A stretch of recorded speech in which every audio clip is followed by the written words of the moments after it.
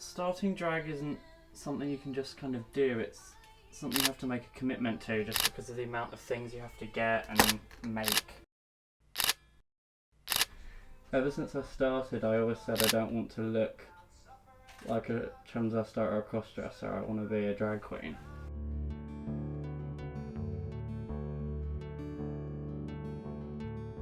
I started thinking about it at the start of uni and didn't really have the confidence to do it, and then sort of you fall into certain friend groups that help you develop as a person, and I've kind of started doing it properly really because of them for about a year or so now.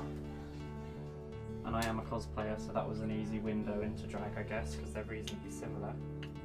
But I think the transition point was when I wanted to do a female character for a cosplay rather than a male character, and it was my first one. And I did that, and I justified it by just saying, oh, it's just cosplay, but then I was like, you know what, I want to create my own character, not just do characters other people have created.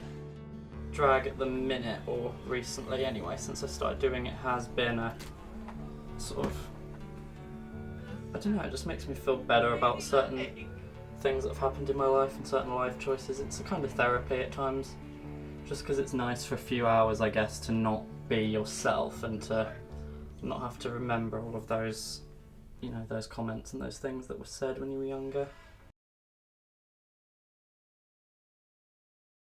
A lot of the time when I've been out with you in drag, it's been like privately.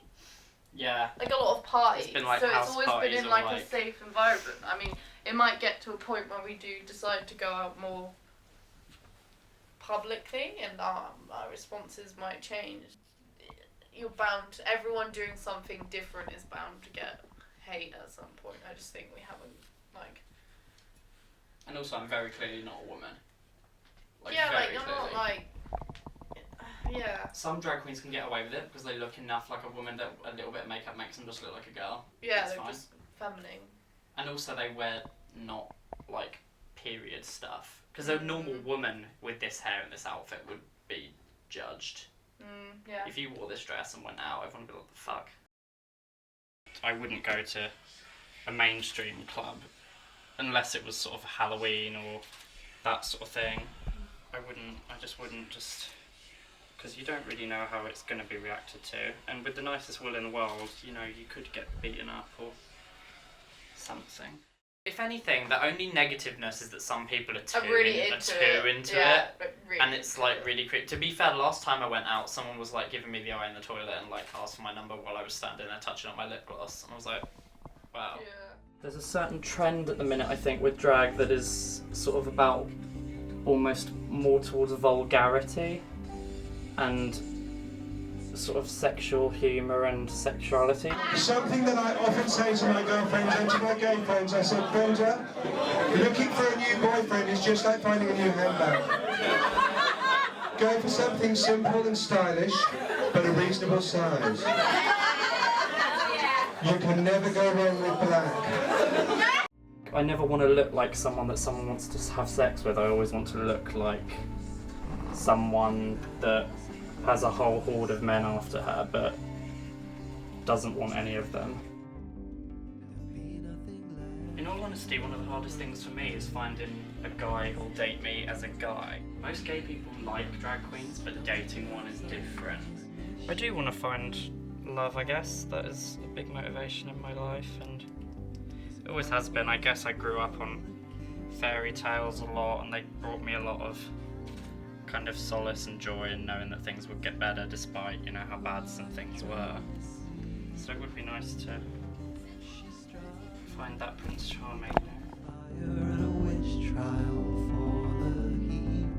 Well, I guess everyone goes through bullying in school, but mine was really not great. It was really hard at times. I've always had a difficult relationship with my dad. My mum is totally fine with it. Well, she says she is, I don't know if she is, but I'm pretty sure.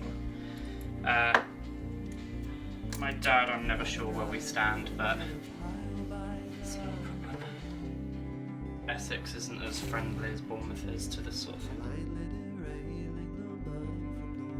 think I wanted to ask for forgiveness rather than permission in a way, so I just kind of started doing it and then told them, rather than, it wasn't like I said, oh, I'm interested in this, what do you think? It was a case of I just did it, and then what happened happened. The world isn't as friendly as everyone makes out, I think.